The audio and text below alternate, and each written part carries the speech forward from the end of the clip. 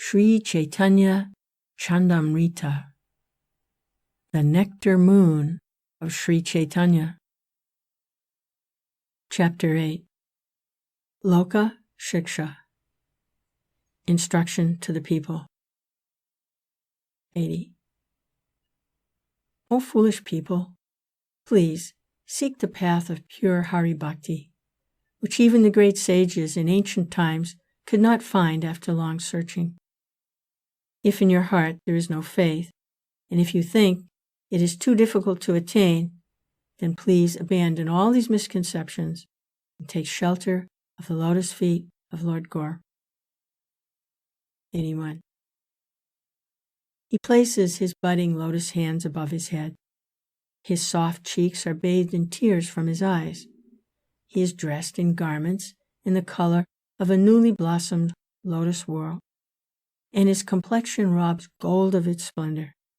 Please offer your respectful obeisances to Lord Gaur. 82.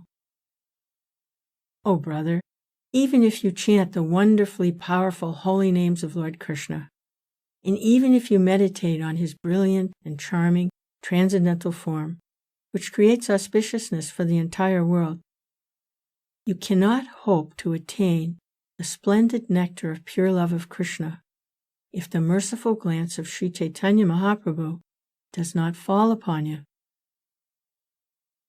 83. O brother, please do not act in this reckless way.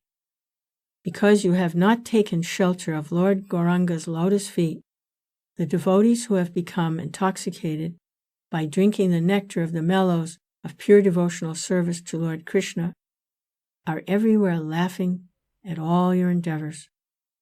O brother, please listen to this secret.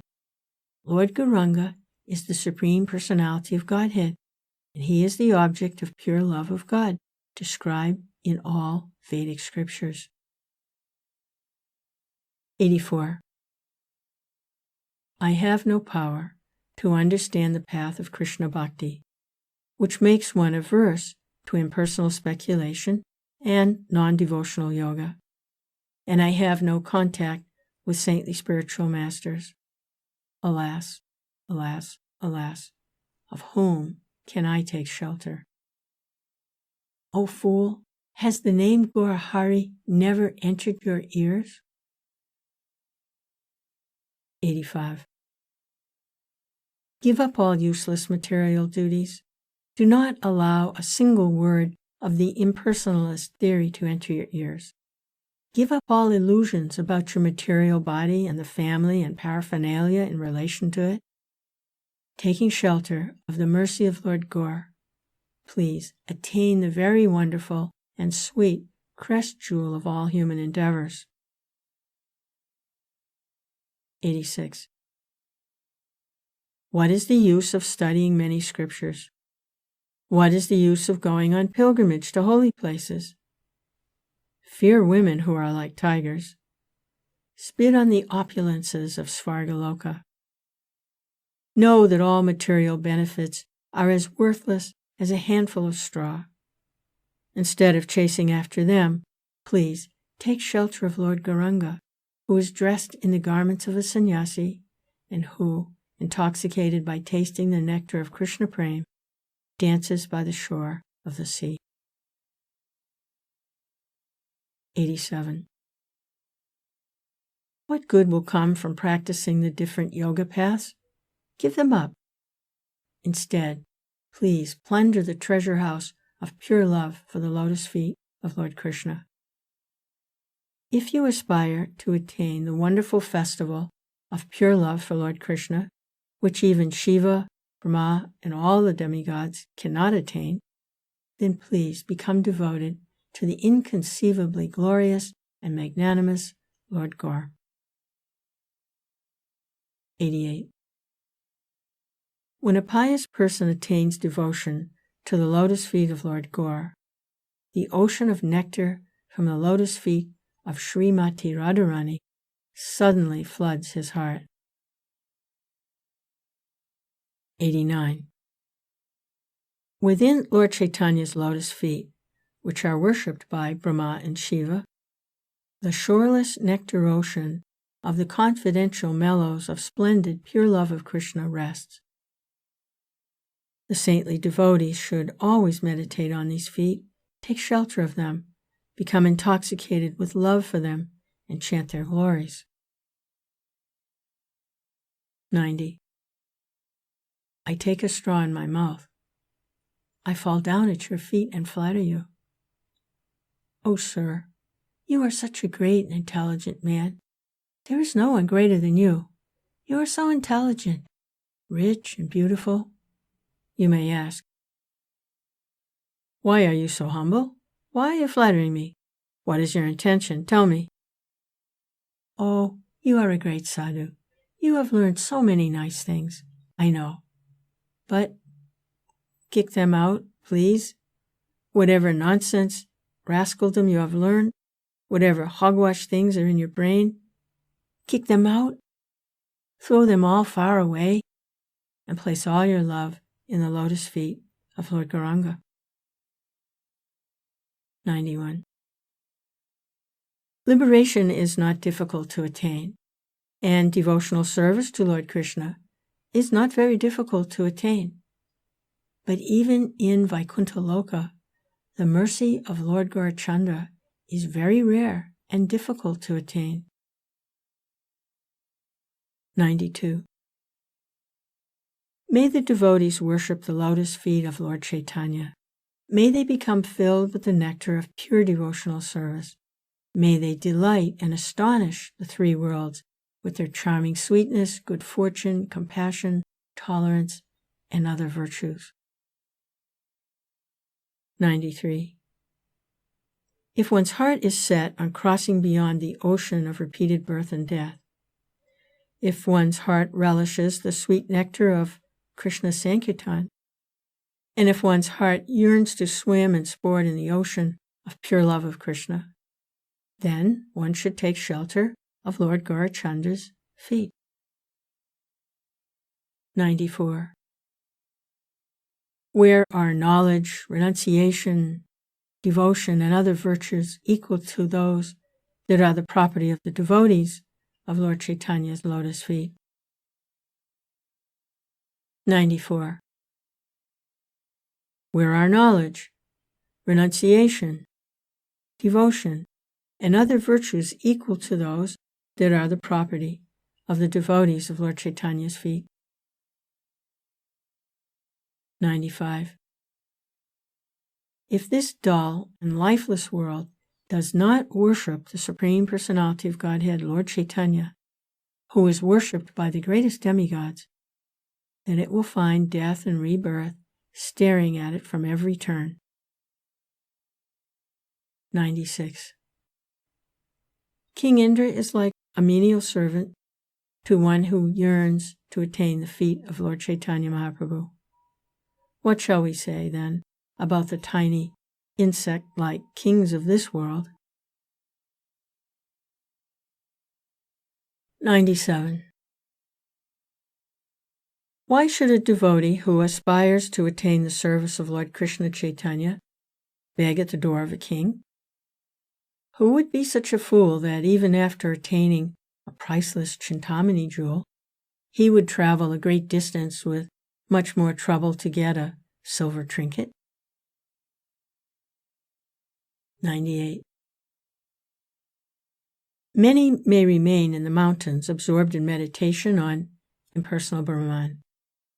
Many may diligently follow the regimen of yoga and attain many mystic powers, and many others, intoxicated by learning, heroic strength, wealth, and the other false opulences of this world, may speak much nonsense. But who in this world will dance, mad with ecstasy of pure love of Krishna, if he has not received the mercy of Lord Gaur? 99. If the Supreme Personality of Godhead, Lord Gaur, is merciful to me, and for this reason I consider the impersonalists of Varanasi to be very unimportant, then why should I go on a pilgrimage to Gaya to offer Pinda to the ancestors? If Lord Gaur is merciful, and my personal liberation does not weigh even as heavily as a fraction of an ounce to me, then why should I become interested in material piety, economic development, and sense gratification? If Lord Gaur is merciful, and I have not even the slightest fear of hell, then why should I be filled with anxiety over the well-being of my wife, children, friends, relatives? Chapter 9. Sri Caitanya-candramrta, the exalted position of Lord Chaitanya. 100. All glories to Lord Gauranga. He is as powerful as a maddened young lion, and as handsome and splendid as a golden young plantain. He flooded this world with the ocean of pure love for Krishna. 101. All glories to Lord Gaur, who is more handsome than millions of cupids, more pleasing to the people than millions of moons, more affectionate than millions of mothers, more generous than millions of celestial desire trees, more profound than millions of oceans, sweeter than millions of Sudha, Shira, and Madhvika nectars, and filled with millions of wonderful sentiments of the nectar of pure love for Lord Krishna. 102. All glories to Lord Gaur, who became like a madman, displaying his wonderful transcendental opulences in the company of Brahma, Shiva, and other dancing devotees who were plunged in the waves of love for his lotus feet. 103. All glories to Lord Sri Sri Satchidananda. His deep voice is like the roaring of millions of suns. He is more cooling than millions of moons. His motions defeat the gracefulness of millions of maddened elephants. His holy name rescues millions of misguided people.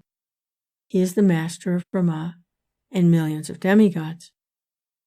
Because he is the origin of the impersonal Brahman, he is the splendid crest jewel worshipped by millions of monists. 104. All glories to the splendid lamp of Navadvip, which, shining with the oil of transcendental love, destroys the darkness in the cave of the heart and illuminates the barren, thorn-filled, impassable, and treacherously winding path that leads to the swiftly flowing nectar stream of the bliss of pure love of Krishna. 105. Burning the moths of false logic from far away, as cooling as millions of moons, shining with transcendental sweetness, removing the darkness in both the outside world and the heart, and its wick splendid with the oil of love, the splendid, golden, and wonderful lamp of Navadvip mercifully shines in this world at every moment. 106. Filling the 10 directions with his loud calls, placing white kunda and kairava flowers in the skies with the splendid waves of his loud laughter, overwhelmed by the flood of the nectar of pure love of Krishna, and all his limbs trembling like a banyan tree moving in the wind, Lord Gauranga appears very splendid as he dances like a madman. 107. Gracefully dancing, spotless, free from all impurities and crookedness, showering the nectar of pure love of Krishna, which extinguishes the threefold sufferings of all living entities, its splendid effulgence tasted by the chakora birds of the devotees' hearts, and now risen from the milk ocean of Sachi's womb. The moon of Lord Gauranga splendidly shines in this world. 108. Again and again shedding tears that glide down the corners of his pale cheeks, again and again emitting long sighs and plaintively calling out, alas, alas. A fair-complexioned person is now plunged in the Vrajagopi's feelings of love and separation from Lord Krishna. 109. Sometimes his form is the color of molten gold. Sometimes he becomes a splendid cowherd boy. Sometimes he manifests various wonderful pastimes, and sometimes Lord Gauranga becomes Sri Sri Radha and Krishna.